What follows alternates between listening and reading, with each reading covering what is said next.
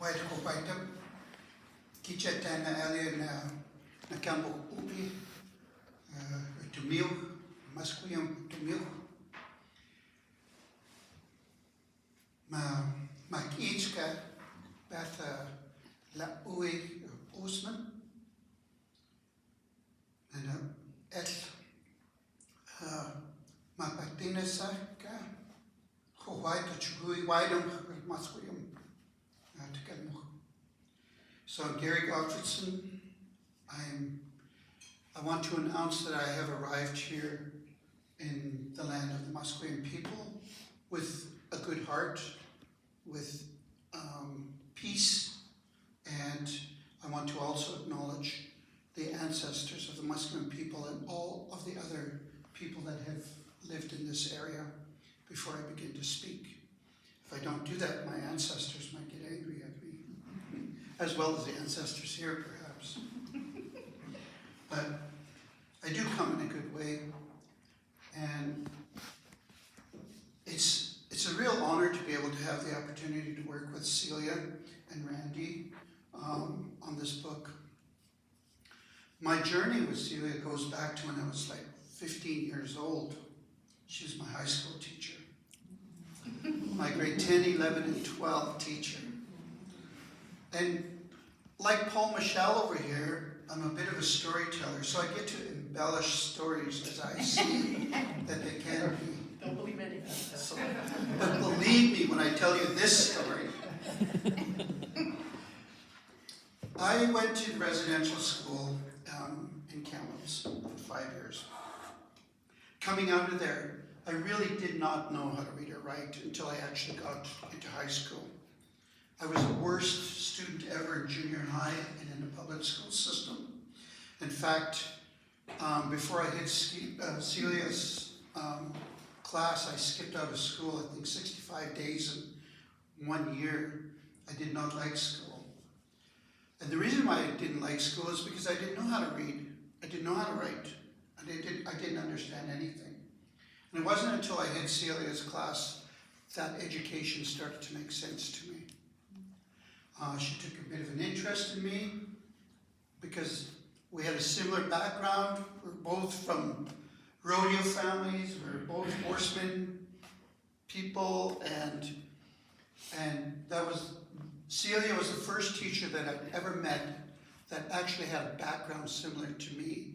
So therefore, there was something relevant for me that made the connection. From there, once I actually learned how to read and comprehend what I was reading, I went on, graduated from high school. I think I was the first Indigenous male from my community. No, Robert LeCamp was, and then me, to graduate from high school and then go on to university. I do owe that, and Celia is very humble and she gets very shy when I say this, but I do owe that a lot to Celia. That influence has brought me to the writing world, to the publishing world. Actually, I have 15 books published, 10 books of poetry, 2 history books, 2 kids' books, 11 books of poetry. A new one just came out. As this book came out as well. Now that one, I'm not selling it. I gave this one to Celia. So, but the journey,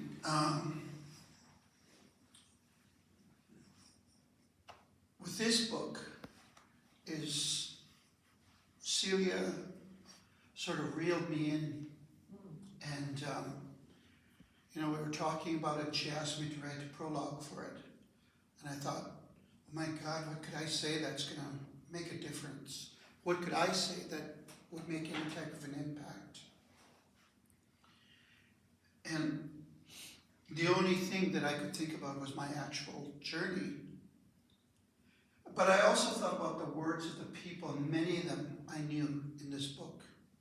My own mother's stories in this book. And many people that I totally admire and respect. Annie Michel, one of the greatest above all teachers a humble woman too. She would never say she's a teacher, but somebody should give her a PhD, an honorary PhD. This woman is amazing. She would put to shame much of the methodologies that we know today, modern methodologies. She's such an amazing woman. And she was one of the ones that brought me back to language. And I did grow up with Sohapmschin. I was the third generation. My grandmother went to residential school, as did my mother, and so did I. But it stopped there.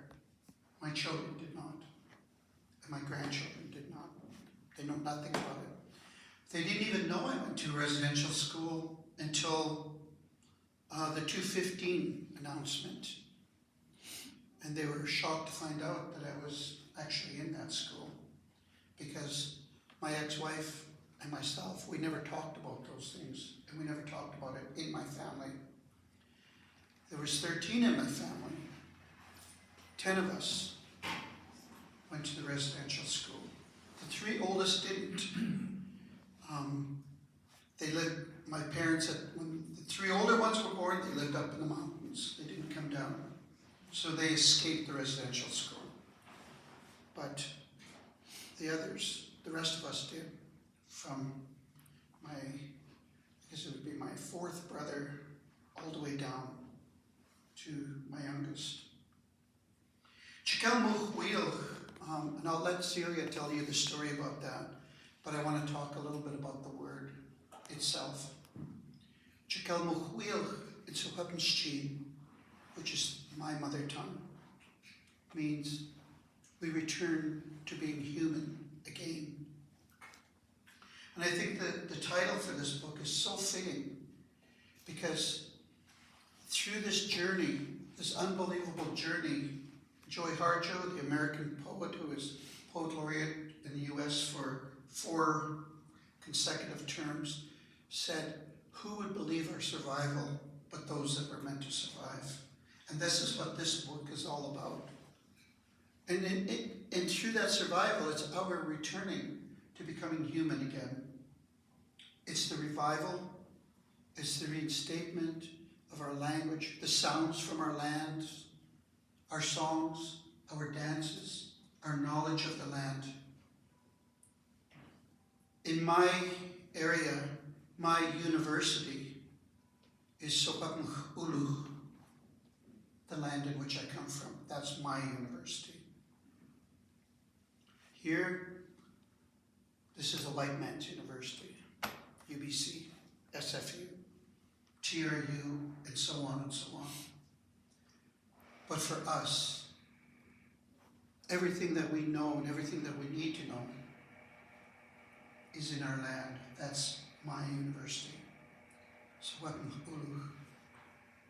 And when I read through this book, and I heard this, thought about the stories of the people that many of them are gone now, how they all, in some way, found their way back to the land. And that was the beginning of our rebirth, of returning to being human again. Much of the books that I've written, my poetry books, is about my journey in the residential school and what I witnessed there, what I experienced there as well.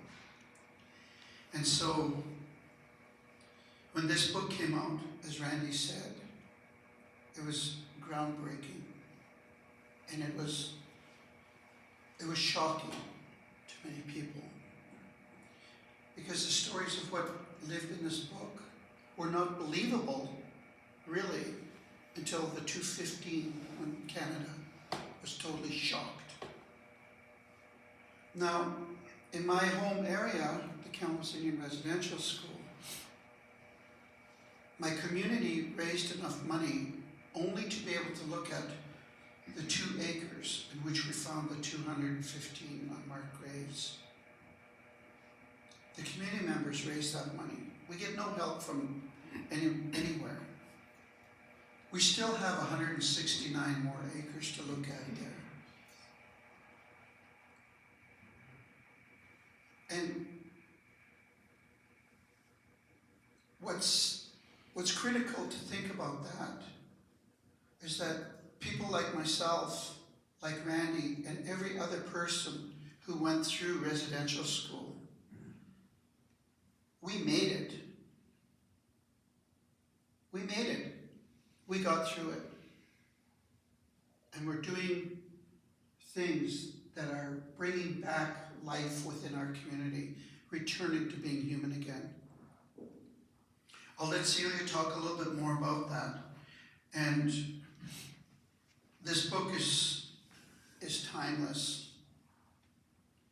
The stories need to be told, they need to be retold, and they need to be continued to be told by others, not only Indigenous people, not only by universities, but by all Canadians.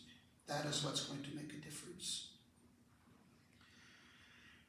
And having said that, I wanted to read one poem that I had written for this book, and which is in this book.